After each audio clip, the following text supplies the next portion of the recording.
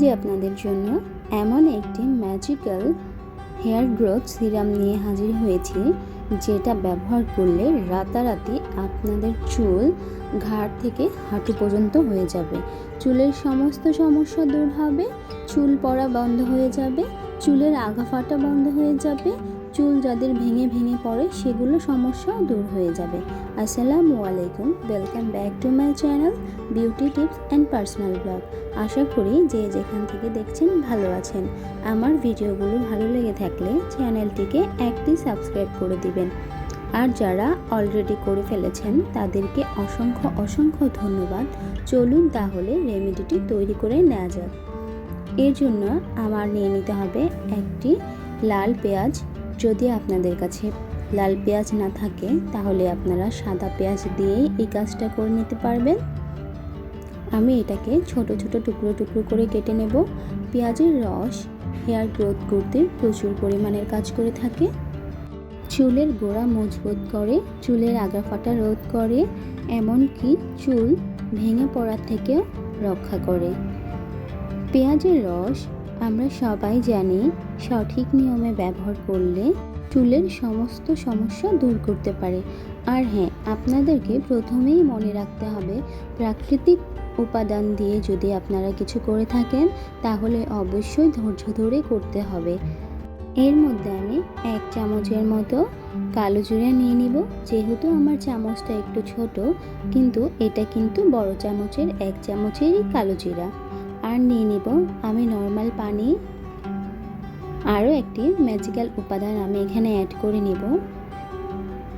কালো জিরা হচ্ছে এমন একটি উপাদান যেটা ব্যবহার করলে সব ধরনের সমস্যা থেকে আপনারা মুক্তি পাবেন। কালো জিরা হেয়ার গ্রোথ বাড়ায়, হেয়ার ফল কমায়, এমনকি যাদের চুল অকালে পেকে যায় সেটাকেও ঠিক করে দেয়। এখন আমি দিয়ে দিলাম 1 চামচের মতো চা পাতা। চা পাতা এমন একটি উপাদান যেটি আপনারা ব্যবহার করলে হেয়ার গ্রোথ হবে, হেয়ার ফল কমে যাবে, চুলের আগা ফাটা রোধ হবে, চুলের আগা ভাঙা চলে যাবে, এমনকি চুলের সমস্ত সমস্যা দূর হয়ে যাবে। আমি এগুলোকে একত্রে নিয়ে সরাসরি চুলায় বসিয়ে দিয়েছি। চুলার আঁচটা মিডিয়ামের মতো থাকবে। এখানে আমি 8 থেকে 10 মিনিটের মতো এগুলোকে খুব ভালো করে সিদ্ধ করে নিব। সিদ্ধ করে নেওয়া হয়ে গেলে তারপর আমি এটাকে ঠান্ডা করে নেব। মনে রাখতে হবে পানির পরিমাণটা একটু বাড়িয়ে দিতে হবে, যাতে আপনারা ভালো করে সিদ্ধ করার পর পানিটা অর্ধেক শুকিয়ে হাফ করে নেবেন। চুলকে ঝলমলে রাখতে এবং সিল্কি রাখতেও এই হেয়ার সিরামটার জুড়ি মেলা ভার। আমার উপকরণগুলো এখন ঠান্ডা হয়ে গিয়েছে। এটা আপনারা কিভাবে এবং কখন ব্যবহার করবেন সেটাও বলে দিচ্ছি। এটা আপনারা গোসলের আগে অন্তত আধা ঘন্টা আগে মাথার স্ক্যাল্প থেকে শুরু করে আগা পর্যন্ত ভালো করে স্প্রে করে নেবেন।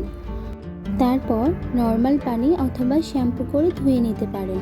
সবসময় যে শ্যাম্পু করতে হবে এমনটাও না, এবং গোসলের পর ভিজা চুলেই আপনারা এটা আপনাদের সমস্ত চুলে মানে আগা থেকে গোড়া পর্যন্ত স্প্রে করে নেবেন। তখন আর ধোয়ার কোনো প্রয়োজন নেই। যদি আপনারা নিজের চুলকে দ্রুত লম্বা করতে চান তাহলে আপনারা এই রেমেডিটি অন্তত একবার হলেও ব্যবহার করবেন। আমি এখানে একটা কাচের জার নিয়ে নিয়েছি। সেখানে আমি একটি ছাঁকনির সাহায্যে এই উপাদানটাকে ছেঁকে সিরামটাকে আলাদা করে নেব। আর এক্সট্রা যে ইনগ্রিডিয়েন্টসগুলো আছে সেগুলো আপনারা চাইলে পেস্ট করে হেয়ার মাস্ক হিসেবেও ব্যবহার করতে পারেন। এটাও কিন্তু খুব দারুণভাবে কাজ করে থাকে। এটা ব্যবহারের অন্তত 7 দিন পর থেকে আপনারা রেজাল্ট পেতে শুরু করবেন। আর 15 দিন থেকে 20 দিন পর্যন্ত ব্যবহার করার পরেই আপনারা বুঝতে পারবেন আপনাদের হেয়ার ফল একেবারেই কমে গেছে, চুল কোনোভাবেই পড়বে না।